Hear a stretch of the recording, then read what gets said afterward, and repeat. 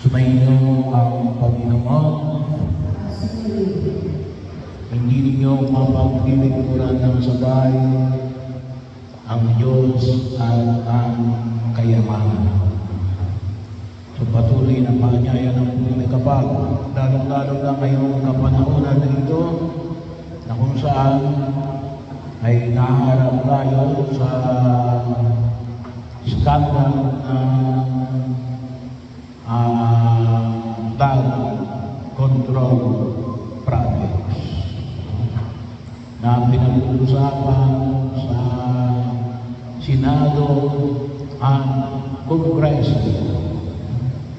Bahagi yun, sabi nga ay matagal natin alam, kaya lang ay ngayon tayo nabibigla. Nakikita natin na ganito kalala. Ang pinag-uusapan ay hindi lamang libo, milyon, milyon. Kaya nga ngayong araw na ito, mayroon tinatawag na a trillion march. Ito ay may mga nakalusad sa Manila at sa mga iba't ibang mga probinsya. Ito ay isang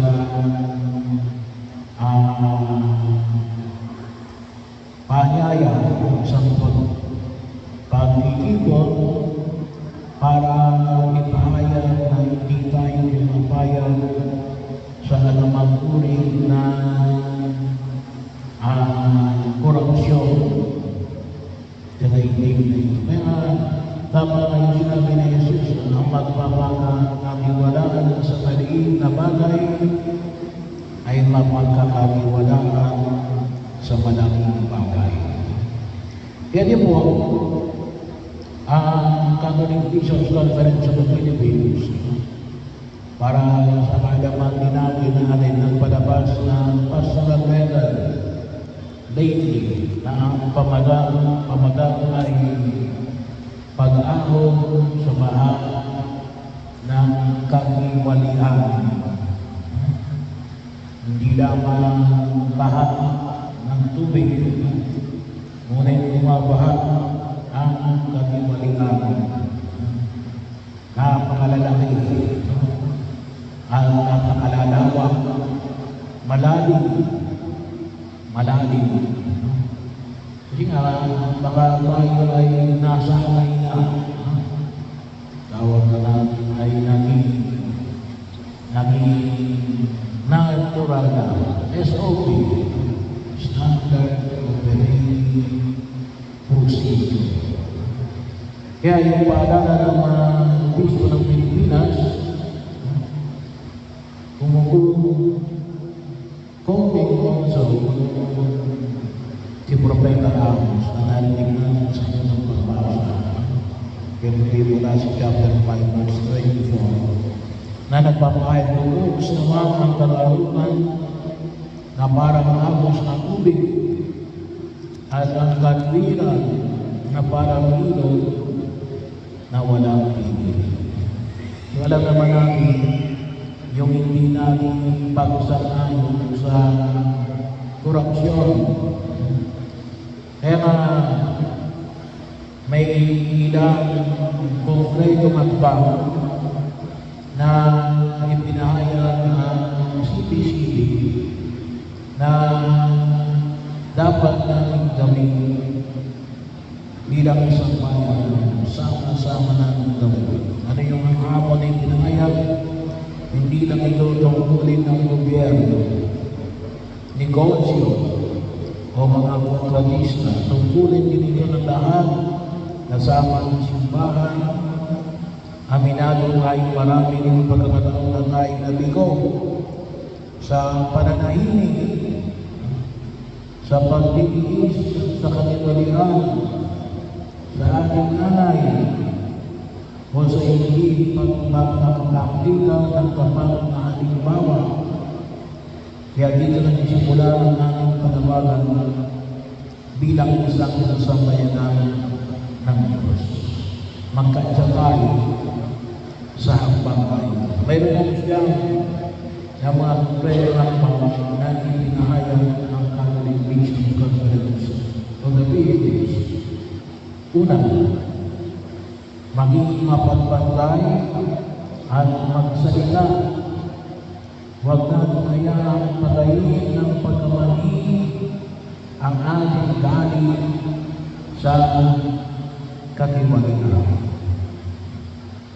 Pangalawa, tanggihan ang patronage politics. Huwag natin ipagbigay ang ating boto kapalit ng pabor.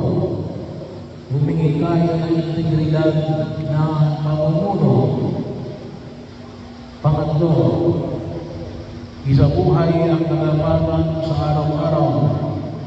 Nagsisimula ang integridad sa maliit na bagay, sa pamilya. Baka yung mga anak ninyo, mga apo, may ghost project din. Paaralan, trabaho, at barangay. Pang-apat, bumuo ng unang komunidad ng katotohanan. Magbahagi ng wastong impormasyon. Labanan ang disinformation. At suportahan ang pananagutan. Napakahalaga po yung pananagutan. Kaya sana maintindihan natin kung bakit mayroong purgatory. Sumali, panglima, sa mga inisyatibong sitiko at simbahan. Makilahok sa mga kilusan para sa mabuting pamamahala. Hustisyang pang-ekonomiya, ecological justice. Tayo po ngayon na pinamanig natin ay nasa season of creation mula po noong September 1 hanggang October 4. So, pinakayag natin ito one time sa media. Pero hayaan ko rin na ipahayag dito. Ito po ay sulat, panyaya, imitasyon ng simbahang Katolika, partikular na Diocese ng San Pablo, para sa opposition kung natahaw ay tumawag ng Paliter, kasi mamaya ay magpapapirma si Eson.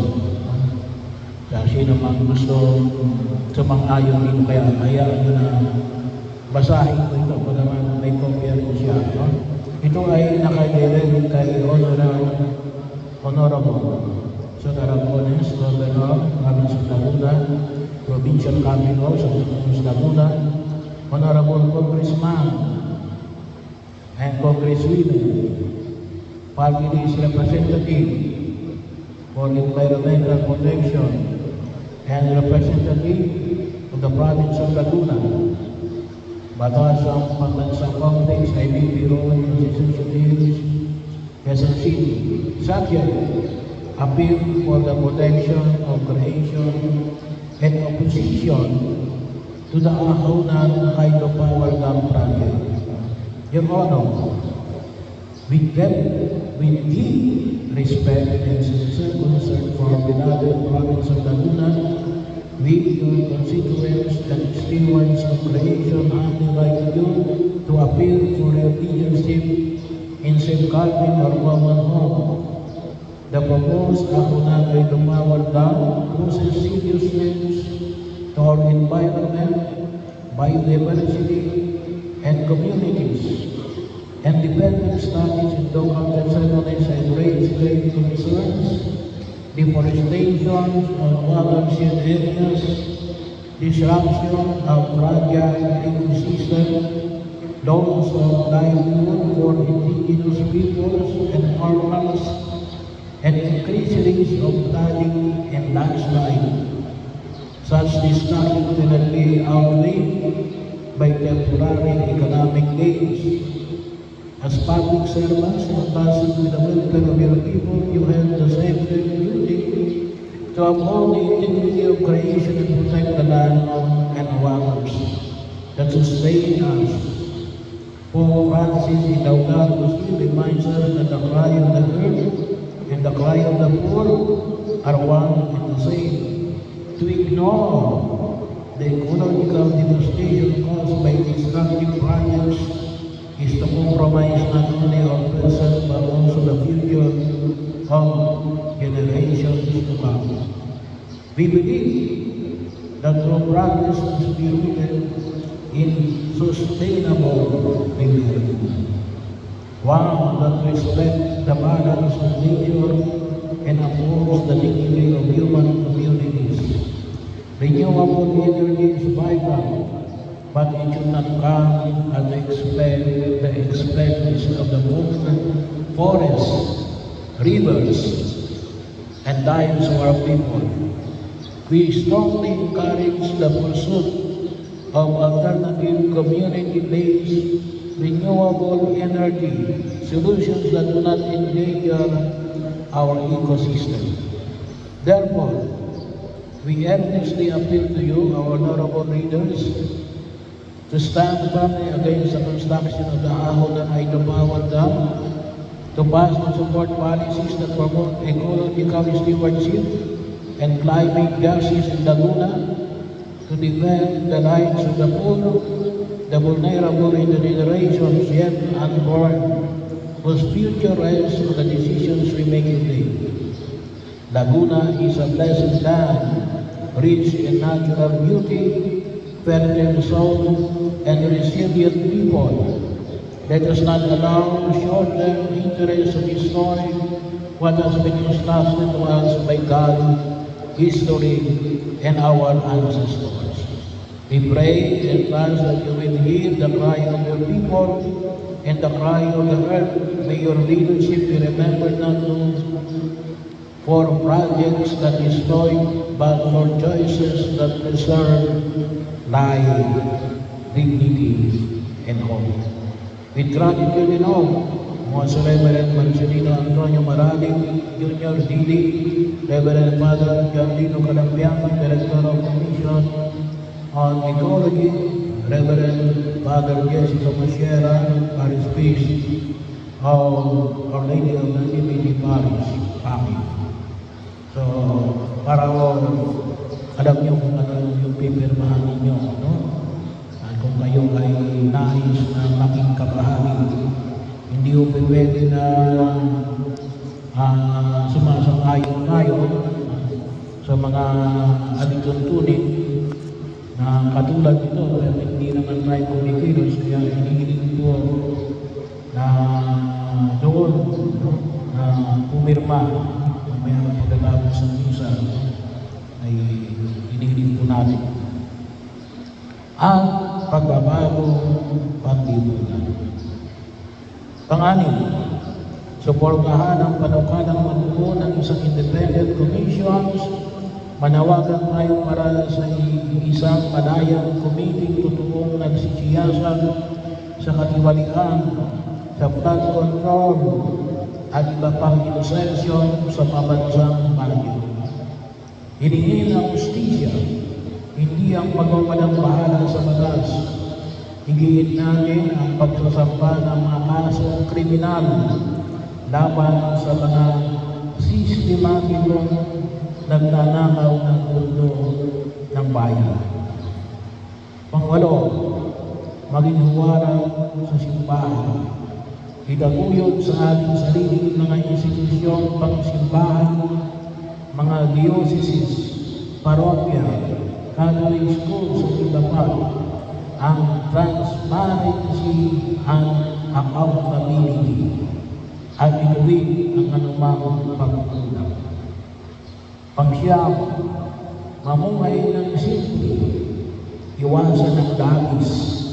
Sa ating mga leader sa gobyerno, negosyo at simbahan, nananawagan kami talikuran ng mundo at walang hapas ng konsumerismo at yakapin ang simpleng pamumuhay sa pakikiisa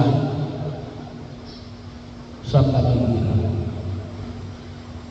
So ito po ay mga konkreto matbang na dapat natin gawin na sama-sama para higit natin may pakita natin mas iniibig natin ang Diyos kaysa sa anumang uri ng kayamanan.